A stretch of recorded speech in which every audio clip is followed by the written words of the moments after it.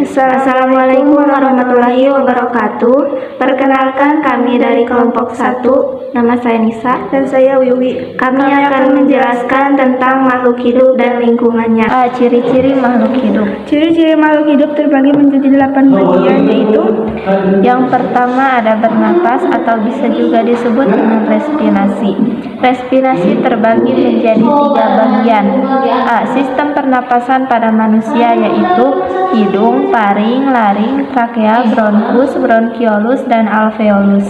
B. Sistem pernapasan pada hewan, contohnya paru-paru, kulit, insang, dan trakea. C. Sistem pernapasan pada tumbuhan, contohnya stomata, lentisel, dan rambut akar. 2. Memerlukan makanan atau nutrisi. Nutrisi terbagi menjadi 2 bagian.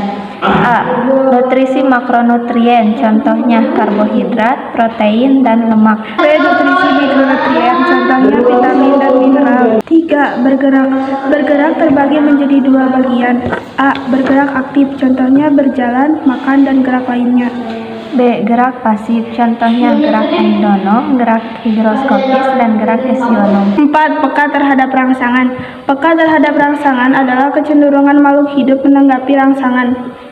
5. Tumbuh dan berkembang. Pertumbuhan adalah perubahan ukuran, misalnya panjang, massa, dan volume. 6. Berkembang biak. Berkembang biak terbagi menjadi 2 bagian, yaitu A. 3 cara berkembang biak hewan. Yang pertama ada beranak atau pipipar, yang kedua ada bertelur atau opipar, dan yang ketiga ada bertelur dan beranak atau opopipipar. B. 2 cara perkembangbiakan pada tumbuhan. 1. Kawin atau generatif. 2. Tak kawin atau vegetatif. 7. Mengeluarkan zat sisa. Dalam proses tersebut akan terbentuknya zat sisa yang harus dikeluarkan yang disebut ekresi. Zat sisa yang dikeluarkan berupa urin, keringat, dan lain-lain. 8.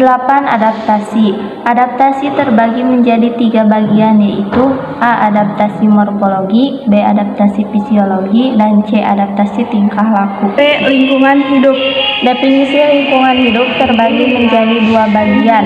A. Menurut Undang-Undang Nomor 32 Tahun 2009, lingkungan hidup adalah kesatuan ruang dengan semua benda, daya, keadaan, dan makhluk hidup, termasuk manusia serta perilaku yang memengaruhi alam, kelangsungan kehidupan, dan kesejahteraan manusia serta makhluk hidup lainnya. B. Menurut Sugianto tahun 2010 terbagi menjadi 3 bagian, yaitu lingkungan fiksi, lingkungan biologis, dan lingkungan sosial. 2. Komponen lingkungan hidup.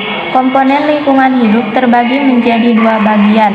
A. Komponen biotik, contohnya individu, populasi, komunitas, ekosistem, biosfer, produsen, konsumen, dan pengurai. B. Komponen abiotik, contohnya sinar matahari, suhu, air, udara, dan tanah. C. Interaksi antar komponen ekosistem. Interaksi antar komponen ekosistem terbagi menjadi 2 bagian. 1. Interaksi antar komponen biotik. A. Kompetensi. Kompetensi merupakan tingkat individu pada saat terjadinya persaingan makanan, contohnya sapi dengan kambing, dalam usaha merebut makanan di tempat yang sama. B. Predasi. Predasi merupakan interaksi antar pemangsa dan mangsa, contohnya ular memangsa tikus. C. Simbiosis. Simbiosis adalah hubungan antara 2 makhluk hidup yang berbeda jenis dan hidup bersama di suatu daerah. Simbiosis terbagi menjadi 4 bagian, yaitu simbiosis mutualisme, simbiosis komensalisme, simbiosis parasitisme, dan simbiosis mutualisme. 2. Interaksi antar komponen biotik dan abiotik. Interaksi antar komponen biotik dan abiotik terbagi menjadi 2 bagian. Yang pertama ada rantai makanan. Rantai makanan adalah upaya pemenuhan energi bagi organisme heterotrof dengan cara memangsa organisme lain. 2. Jaring-jaring makanan.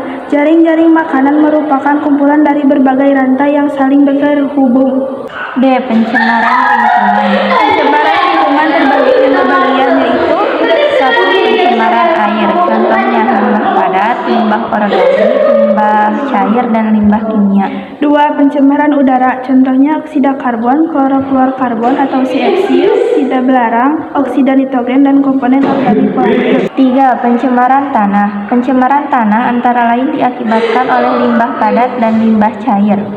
4. Dampak pencemaran lingkungan, munculnya berbagai penyakit, punahnya spesies, ledakan hama, dan ketidakseimbangan lingkungan. 5. Upaya mengatasi pencemaran lingkungan, diantaranya memilah sampah dan melakukan daur ulang sampah dengan bijak. Sekian video dari kami, mohon maaf atas segala kekurangannya. Terima kasih atas perhatiannya. Wassalamualaikum warahmatullahi wabarakatuh.